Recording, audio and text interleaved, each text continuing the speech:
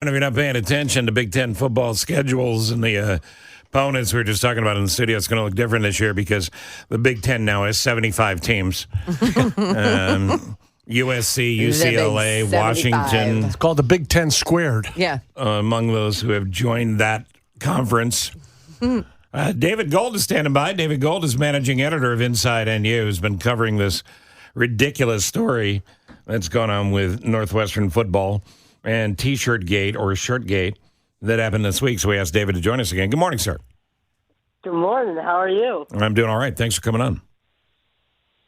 Thank you for having me again. Yeah. So earlier this week, there was a story, and obviously it's been verified that Northwestern football team members and or coaching staff had on shirts that said Northwestern versus the world, and the number 51, Pat Fitzgerald's number when he played, on the back. In a just brilliantly tone-deaf display of what should be happening with that football team as opposed to what is happening. And a coach comes out yesterday, the interim coach, and said, well, it was more about team unity, wasn't so worried about whether or not it was too soon and all of those things. So update us first with the question, or the answer to the question, who wore the shirts? Was it everybody or just a few? So what we know right now is at practice, at least, it was staffers and coaches, including Northwestern offensive coordinator Mike Bajakian, was one of them wearing it, and Pat Fitzgerald's son, Jack, who is serving right now as an assistant, but is still on the active roster technically. We have seen these shirts now. They've been around for about a month. They're produced by a company in Davison, Michigan, which is the hometown of Northwestern quarterback Brendan Sullivan. Sullivan started about half the season last year for the Wildcats, so there is some tie to him, but when we called the shirt company, they did not tell us who organized the order for these shirts. So wait, but you're telling me the alleged grown-ups, the coaching staff and the staff itself are the ones wearing them, not the players? At practice, it was the coaches and staffers wearing the shirts, correct. How is this still a program? It's 24 hours later. How is this program how are they even, functioning at this point? You know what? Athletic director Derek Gregg put out a statement calling it tone deaf. Mm-hmm. And sometimes right now with this program, you just have to ask yourself why. And I think I found myself sitting around when this came out and just going, who thought this was a good idea? Especially Northwestern only opens practice up to the media once a week. Wear them when the media is not around and you can get away with it. Who said that this was a good idea? And then David Braun, I thought, has done a phenomenal job so far as interim head coach. But his statement was, what he said, the presser, he said, certainly it isn't my business to censor anyone's free speech. Northwestern's a private institution, and the head football coach can definitely censor what his team does. So not a really good look for the Wildcats, and I think that's all you can say about it. Well, no, here's what else you can say, David. You can say that you can think this is overblown because you were never hazed. You can think this is no big deal and that kids are soft and they need to walk it off and all of society's gotten soft. You can have that opinion. But Northwestern is a business, and the Northwestern University business is not being run by anyone with a concept of what they're doing at this point if this is allowed to stand. You have a fire. Put the fire out and tell the people who are involved in the fire, don't start another fire. Yeah, I mean, I don't think I could say any better. And I'm sure if you are Patrick Salvi or Ben Crump right now, you are licking your lips right now at the chops of these more fires that Northwestern makes to show that there was an institutional problem within the culture of Northwestern athletics. David, I mean, if you're a Northwestern attorney, don't you go into a settlement conference now and go, how much do you want? Yeah. I would put good money that Derek Gregg got a very angry message from the Board of Trustees and Michael Schill after this one.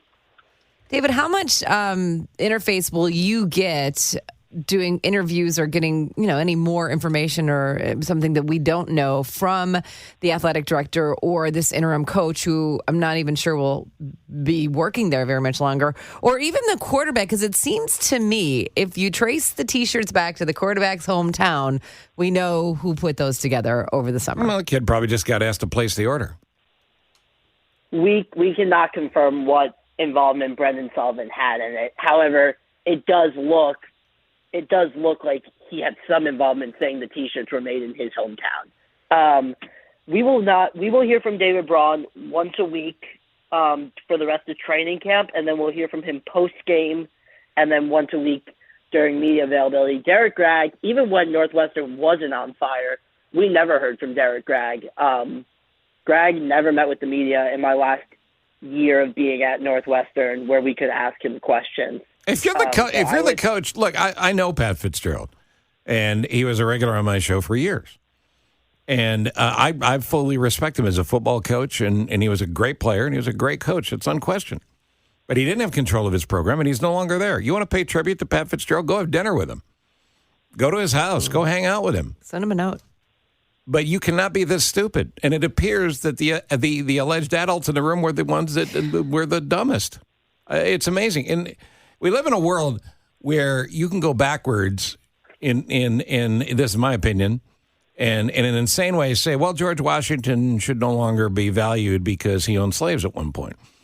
And we do history backwards. We live in a world where if somebody had blackface on and that picture shows up, you're going to pay a price for that.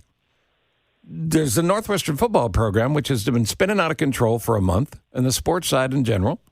And now this? I don't even understand how this happens, David. And for the kids that go to school there who aren't involved with sports, which is obviously the vast majority of that campus, you know, they don't want to have all their friends going, wow, what the hell's going on at school with you? I don't get it, David. I don't get it.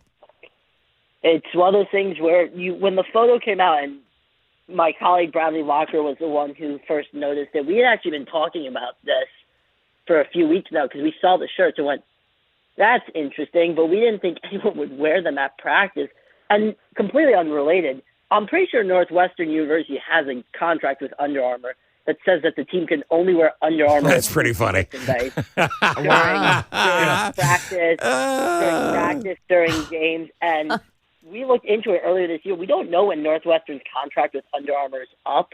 A lot of teams signed 10-year deals around 2012 with Under Armour, so we assume it's up within the next years or two or so, and Under Armour declines to comment. But that was another part of it. It's like, if you're Under Armour right now, are you going, what's going on now? Please tell me this is not Under Armour approved merch with this on. So it's definitely. That's a weird little sidebar. I hadn't considered it. All right, last word, Jay. Just another layer. David, are you back at school yet? And if you are, what's the feeling on campus? Is there a lot of conversation going on about it, or is it the media and the outside world talking?